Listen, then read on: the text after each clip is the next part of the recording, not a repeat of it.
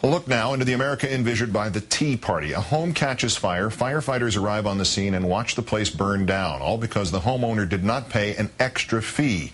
Our number one story, pay to spray, just a preview of what would come in a kind of a la carte government. In a moment, the man victimized by this policy, where it's already in effect, will speak out.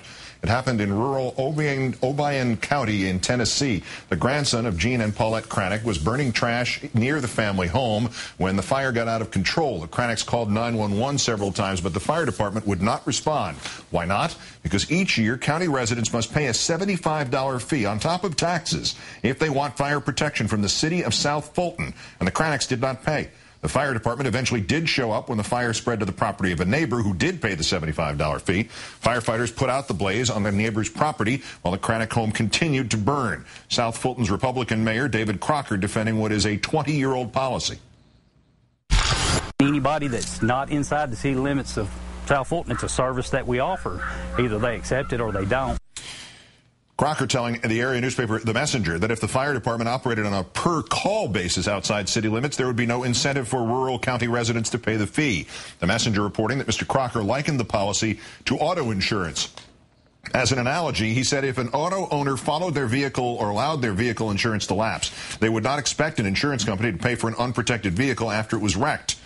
In Obion County, 3 out of 8 municipal fire departments require a subscription fee. 2 of those fire departments, including South Fulton, state they will not respond without payment, while the Kenton Fire Department puts itself down as a maybe. Meanwhile, the County Commission's latest report on its fire services applauds the county's progressive credentials. Fire service is without question a basic life, property-saving emergency service. It is no less important than law enforcement, rescue, and emergency medical services.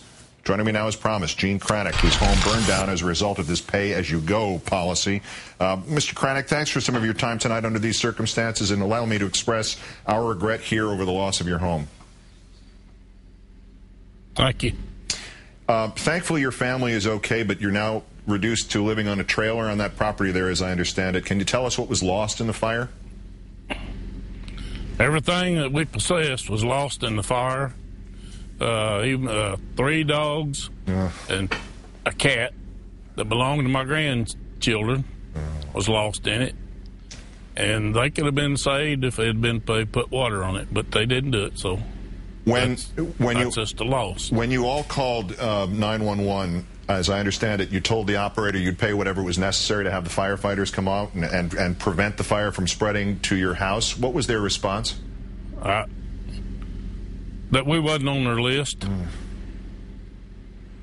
And what did they say when they finally got there and finally started to work on the flames because they had spread to the adjoining property? What did the firefighters say to you? Were they sorry about this? Would they express any regret? They put water out on the fence line out here. They never said nothing to me. Never acknowledged. Just stood out here and watched it burn.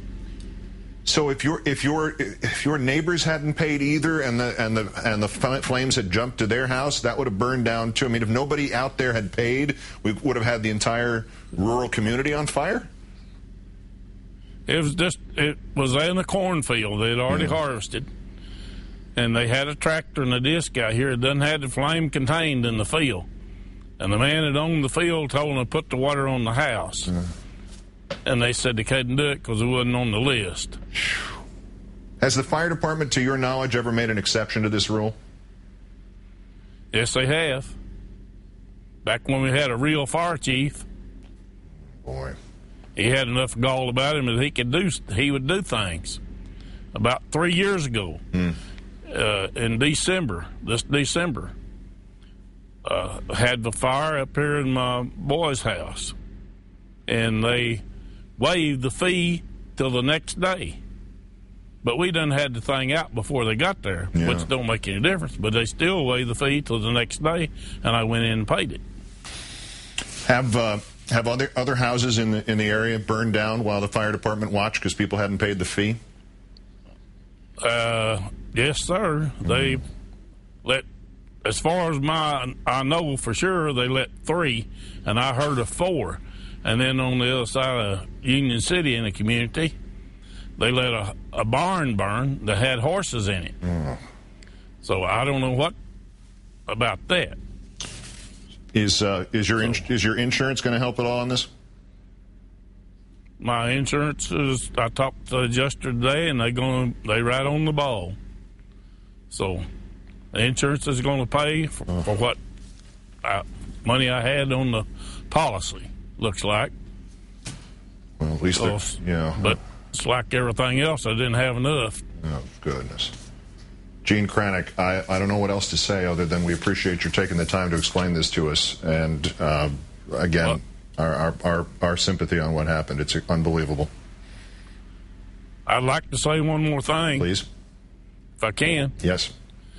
The mayor up here said I refused to pay. I did not refuse to pay. I told him I would pay whatever it took. But I had forgot this thing. And I know people don't think you forget things like that, but you do. And this so happened that I forgot it, and I had to suffer the consequences for it. So, yeah. Well, that's... You paid your taxes. One would think it would be covered in that. I'm sorry to end the interview on that note, but Gene Kranick, I thank you for talking with us.